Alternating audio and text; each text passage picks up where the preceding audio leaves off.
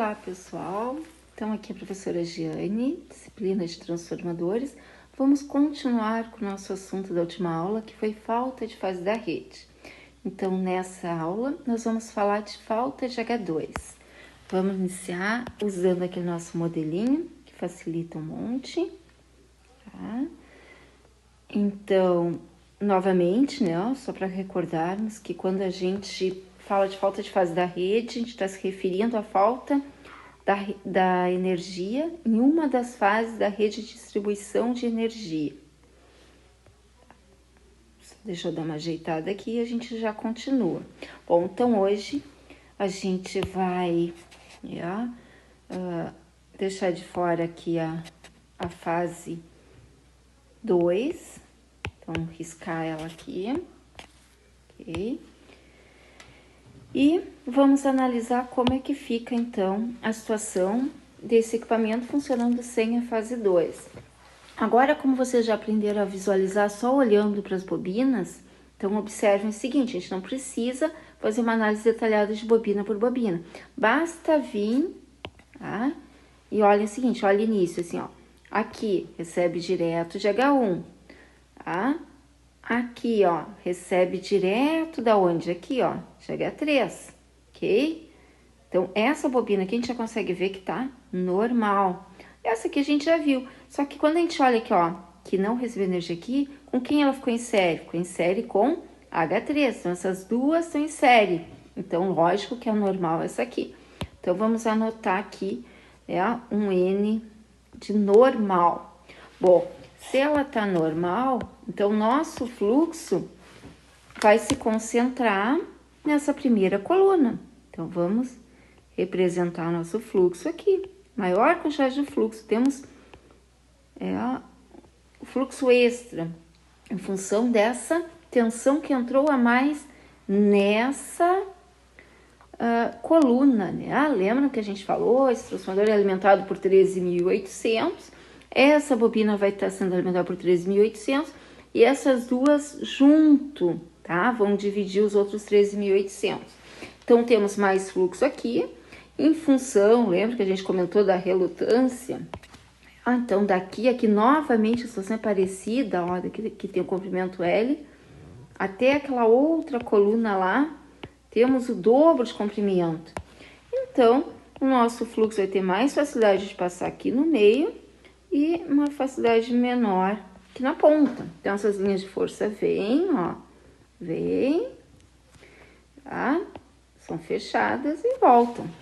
Então, temos um fluxo maior aqui, tá?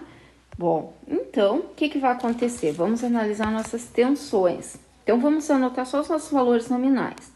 Então, na T, a gente tem 13.800 volts de entrada, trifásico, e na BT a gente tem 380 de linha e 220 de fase, normal. Então, os valores de tensões, então, tensões de fase no nosso secundário, tá? Então, a gente pode, em função dessa distribuição de fluxo aqui, destacando aqui para vocês, ó, fluxo normal. Então, aqui a gente vai ter uma tensão de fase normal. Aqui a gente tem menor fluxo, entre X0 e X2 vai ter uma menor tensão. E aqui menor ainda. Bom, então, a nossa tensão entre X0 e X1, tá? Ela vai ser igual à nossa tensão de fase normal. Quem é a nossa tensão de fase normal? Essa aqui é a nossa tensão de fase normal, ok?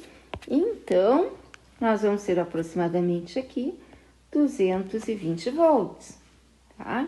Isso foi medido aqui, ó.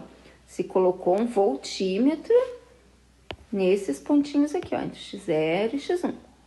Na prática, se coloca o voltímetro. Aqui, a gente faz uma estimativa em função do fluxo. Bom, entre X0 e X2, agora vocês já sabem. Então, a gente olha para o fluxo e vê, em relação àquele, quanto temos. Temos 2/3 da tensão de fase normal. Então, aproximadamente aí 150 volts. E entre X0 e X3 temos aproximadamente 1/3. Então, aproximadamente aí uns 80 volts. Agora já está muito mais fácil do que na aula anterior, porque vocês já sabem como lidar com essa distribuição do fluxo, né, dentro do nosso circuito magnético aqui. Bom, vamos então, em função desses fluxos aqui, tá, polarizar os nossos terminais do secundário. Então, vamos lá, ó. Então, vamos considerar, não quer dizer que a seta para baixo vai ser sempre positivo embaixo, negativo em cima. Lembrem daquilo que eu comentei com vocês, né? Semiciclo positivo e semiciclo negativo. Mas, o que é importante destacar é que eles são contrários. Então, se eu considerar positivo aqui e negativo aqui, nas outras eu tenho que considerar que é o contrário, ó. Isso aqui que é importante, ok? E agora, então, a gente pode fazer uma estimativa aí dos valores de linha. Então, tensões de linha do secundário. Bom, é aquilo que eu falei para vocês. Eu não tenho como vir aqui e pegar o potencial daqui e o potencial daqui. Porque eu tenho potencial daqui aqui e tenho potencial daqui aqui. Então, eu faço um cálculo matemático considerando isso aí. Então, a nossa tensão entre X1 e X2 vai ser igual à nossa tensão de X0 a X1 em relação à nossa tensão de X0 a X2. Bom, e aí, como é que eu vou saber se soma ou subtrai? Importante, vem aqui, olha, X1 positivo, X2 negativo, potenciais diferentes, o que que acontece? Soma, né? Vamos destacar aqui, ó, soma. Beleza. Então, vamos colocar os valores. Quanto vale de X0 a X1? Vale 220, mais os nossos 150, temos aproximadamente aí 380 volts. Bom, agora entre X1 e X3. Então, pegamos a tensão de X0 a X1, de X0 a X3. Novamente, estamos aqui olhando X1 positivo, X3 negativo. Ó, potenciais diferentes, o que que acontece? Soma. Então, somamos aí. Então, vamos lá, vamos colocar nossos valores aqui. De X0 a X1, 220, mais X0 a X3, nós temos 80. Então, nós vamos ter aqui aproximadamente, a 300 volts. Bom, e agora, então, vamos fazer aqui, ó, de X2 a X3. De X0 a X2 em relação a X0, X3. Ó, de X2 a X3, o que nós temos? Nós temos, vamos só marcar aqui, ó, X2 negativo, X3 negativo. 2 pontos negativos, o que que acontece? Vai subtrair.